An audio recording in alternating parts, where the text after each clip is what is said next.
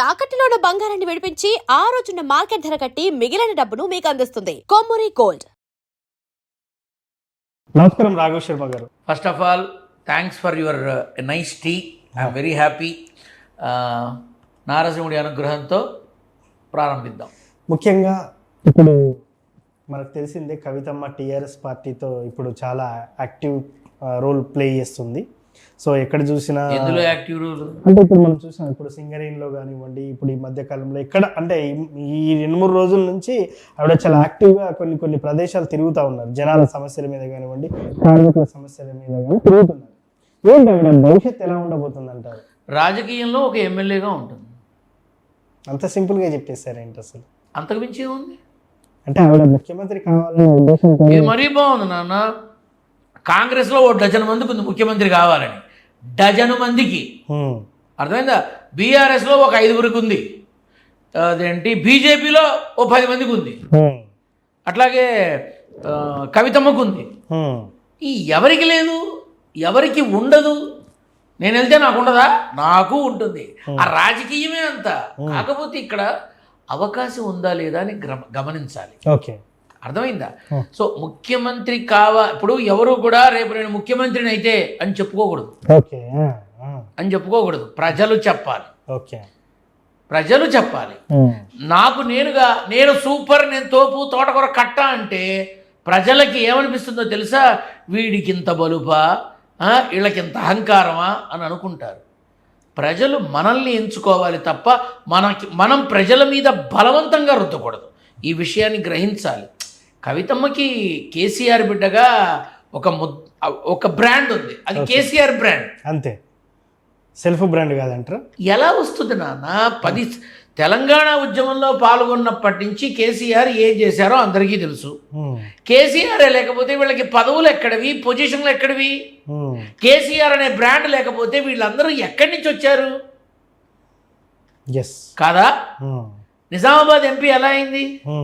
So ఇవన్నీ జరిగాయి అంటే కేసీఆర్ బ్రాండ్. కుటుంబంలో కొన్ని కలహాలు వచ్చాయి, పక్కకు వచ్చారు. వాళ్ళేం కొట్టుకు చచ్చిపోలేదే, వాళ్ళేవి కత్తులు దూసుకోవాలా. ఇప్పుడు కవిత వెనకాల సీఎం రేవంత్ రెడ్డి ఉన్నారా, లేకపోతే బీజేపీ చీఫ్లు ఉన్నారా? ఎవరున్నారని తను చాలామంది ఇంత అగ్రెసివ్గా వెళుతుందంటే ఖచ్చితంగా రేవంత్ రెడ్డి సపోర్ట్ ఉండుంటుంది. ఇలా మాట్లాడతారు. అవును, ఎవరికి తెలుసు?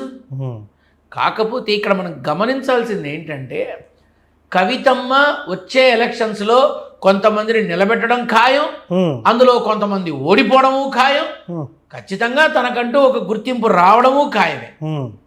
ఏదో మీరేదో అనుకున్నట్టు విజయ్లాగా వచ్చేసి విజయ్లాగా నిలబడిపోయి విజయ్లాగా ముఖ్యమంత్రి జరగని పని, అది జరగదు. గుర్తుపెట్టుకోండి, తనకి లేదు. అంటే ఇప్పుడు యోగమే లేదంటారా లైఫ్ లాంగ్? అసలు ఇప్పుడు అనవసరం నాన్న, అది అంతే, అప్రస్తుతం. మీరు ఎలక్షన్ ముందే చెప్తా అంటారు ఏదైనా కూడా. అంటే రాజకీయానికి సంబంధించి, ప్రభుత్వ యొక్క విధానాలకు సంబంధించి, గెలుపు ఓటములకు సంబంధించి అప్పుడు చెప్పడం ధర్మం. ఎందుకని? ఎంతమంది ప్రాణాలతో ఉంటారు, ఎంతమంది ప్రాణం పోగొట్టుకుంటారు, ఎంతమంది వాళ్ళ ఆయుష్ తగ్గించుకునే స్థితిలో ఉంటారు, ఎంతమంది అనారోగ్యంతో ఉంటారు మనకు తెలియదు. కాబట్టి మనం ఆ సమయం వరకు ఆగాలి, ఖచ్చితంగా ఆగాలి. సో తెలంగాణలో కూడా జనసేన ఆఫీస్ ఒక్క మాట చెప్తా, అలా చెప్పడం అంటే ఏంటంటే బిడ్డ పుట్టకుండా జాతకం రాయడం, అంతే అంటారా? ఓకే, కరెక్టా? అది కాదు కదా. అలాగే అనౌన్స్ చేసిన తర్వాత మొత్తం మీకు మాట్లాడతా, అంతే అంటారు. సో తెలంగాణలో కూడా జనసేన ఆఫీస్ ఓపెన్ అయిపోయింది, దానిపై మీ అభిప్రాయం ఏంటి? ఇక ప్రభావం స్టార్ట్ అవుతుంది, అంతే అంటారా? రేపు లోకల్ ఎన్నికలు ఉన్నాయి కదా, ఆ ఎన్నికలలో వాళ్ళు తప్పకుండా వాళ్ళు గుర్తింపు సాధించబోతున్నారు. ఓకే, ఖచ్చితంగా జనసేనలోకి ఇతర పార్టీల వాళ్ళు కొంతమంది వెళ్ళబోతున్నారు. ఇప్పుడు వెళతారు నాన్న. యువ రక్తం చాలా వస్తుంది, యువ నాయకులు చాలా మంది. టీడీపీలో ఉన్న వాళ్ళు ఇటు వస్తారు, అలాగే బీజేపీ వాళ్ళు ఇటు వస్తారు. బలం పెరుగుతుంది, బలం పుంజుకుంటుంది. భవిష్యత్తులో ఎమ్మెల్యే సీట్లు గెలిచే అవకాశం జనసేన ఖచ్చితంగా ఉంది, తెలంగాణలో ఖచ్చితంగా ఉంది నాన్న. జనసేనకి సంబంధించినంత వరకు వాళ్ళు ఇప్పుడు తీసుకున్న ఆఫీసు నేను చూడలా. ఓకే, ఆ ఫోటో చూసా, యోగం మొదలైందని అనిపించింది. ఆహా, ఆ, ఓకే. అందులో ఇద్దరు ముగ్గురిని మరీ క్లియర్గా ఐడెంటిఫై చేశా. ఆ, వాళ్ళు రాబోయే రోజుల్లో ఎమ్మెల్యేలు అవుతారు, ఓకే. ఖచ్చితంగా అవుతారు. సో దీనిలో సందేహం లేదంటారు. దేనికి సందేహం? ఆ, ఖచ్చితంగా అవుతారు. తెలంగాణలో ఇప్పుడు బీజేపీ బాగా వేయాలనుకుంటుంది. మళ్ళా తెలంగాణ ఏంటన్నా, ఆంధ్రాలోను తెలంగాణలోను బీజేపీ ఒంటరిగా పోరాటం చేసి ప్రభుత్వ ఏర్పాటు చేయాలని కంకణబద్ధురాలై ఉన్నారు వాళ్ళంతా. అవును. మరి నేను మొదటే చెప్పా, కూటమి అలానే ఉంటుంది అనుకోకండి, ఖచ్చితంగా లొసుగులు వస్తాయి. జనసేన టీడీపీ కుర్చీలతో కొట్టుకుంటారు అని చెప్పా. మీరు చూస్తూనే ఉన్నారు ఏం జరుగుతుందో. జనసేన నాయకులు దుయ్యబడతారు, జనసేన నాయకులు చంద్రబాబుని దుయ్యబడతారు, జనసేనలో ఉండే వాళ్ళే పవన్ కళ్యాణ్ దుయ్యబడతారు అని గడచిన విజయదశమి రోజు నాడు చెప్పా. మాధ్యమాల్లో ఉన్నాయిగా ఇంటర్వ్యూలు, చూసుకోండి. ఇప్పుడు బీజేపీ కూడా చెప్పా, బీజేపీ వీళ్ళతో సావాసం ఎప్పటికీ ఉంటుంది అనుకోవద్దు అని చెప్పా. అన్నట్టుగానే అమిత్ షా అనౌన్స్ చేశాట, నా చావుకు వచ్చింది ఎన్ని ఫోన్స్ వచ్చాయో నాకు, ఒంటరిగా మేము పోటీ చేస్తామని అన్నట్ట. సో ఇప్పుడు పవన్ కళ్యాణ్ ఇంకెవరో వెళ్ళారు, అమిత్ షాని కలిశారు, ఏదో అడిగారు. ఇవన్నీ కూడా దయచేసి ప్రాధాన్యత ఇవ్వకండి. మోడీకి తెలుసు, అమిత్ షాకి తెలుసు ఎవరిని ఎక్కడ పెట్టాలో, ఎవరిని ఎంతలో ఉంచాలో, ఎవరిని హక్కును చేర్చుకోవాలో బాగా తెలుసు వాళ్ళకి. తొందరపడి అక్కర్లేని మాటలు, అక్కర్లేని స్టేట్మెంట్లు ఇవ్వకుండా ఉంటే మంచిది. అండ్ మోర్ ఓవర్, జనసేన రేపటి రోజున ఇండివిజువల్గా పోటీ చేసినా నేనేం ఆశ్చర్యపోను. ఓకే, నేనేం ఆశ్చర్య, ప్రభావం చాటుకుంటుంది. అప్పుడు లోకేష్ ముఖ్యమంత్రి అవ్వగానే మొదలవుతాయి. లోకేష్ ముఖ్యమంత్రి అవుతారా? ఎందుకు కాకూడదు? అంటే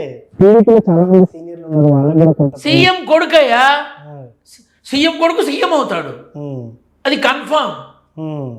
ఇప్పుడు నాకు ఒక మాట చెప్పు, కూటమి ప్రభుత్వంలో, తెలుగుదేశం ప్రభుత్వంలో దాదాపుగా 6 సార్లు 7 సార్లు, అధమపక్షం 3 సార్లు 4 సార్లు ఎమ్మెల్యేలు అయిన వాళ్ళు ఉన్నారు, 3 సార్లు 4 సార్లు మంత్రి పదవులు చేసిన వాళ్ళు ఉన్నారు.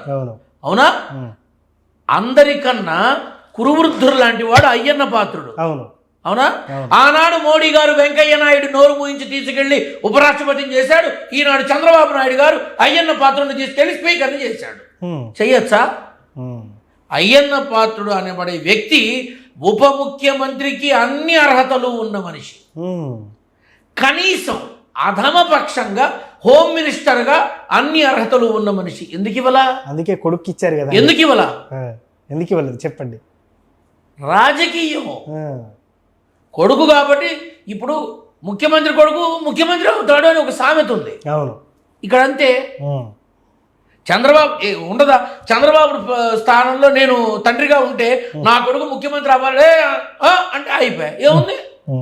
ఇక్కడ అయ్యన్న పాత్రుడు అనబడే వ్యక్తిని ఎప్పుడైతే స్పీకర్ చేయడం జరిగిందో ఎవరిబడి నోస్, అందరికీ తెలుసు. ఎంతమంది మాట్లాడతారు? గళం విప్పి మాట్లాడే మనిషి నోరు మూయించి స్పీకర్ స్థానంలో కూర్చోబెట్టడం కరెక్ట్ కాదు. అనితమ్మకి స్త్రీ శిశు సంక్షేమ శాఖ, ఆరోగ్య శాఖ ఇచ్చుంటే అద్భుతంగా ఉండేది. ఎందుకని?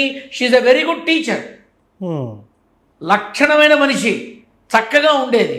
కానీ ఏం చేశారు? ఇంకో మాట చెప్పనా, కూటమి ప్రభుత్వంలో చాలామంది మంత్రులు వాళ్ళ స్వప్రయోజనాల కోసం కాకుండా, ఏమీ ఆలోచించకుండా మౌనంగా హైకమాండ్ చెప్పిందే చేస్తున్నారు. ఏ మంత్రి కూడా ఆన్ వార్ఫుడ్ బేసిస్ డెసిషన్ తీసుకోలేదు. అంటే ఢిల్లీ మాటలు అక్కడ లోకేష్ చంద్రబాబు గారు ఉంటే చాలు, అంతే. వాళ్ళు చెబితే ఆచరిస్తారు. వాళ్ళు సొంతంగా ఎలా ఆచరిస్తారు? ఇది గమనించాల్సినది.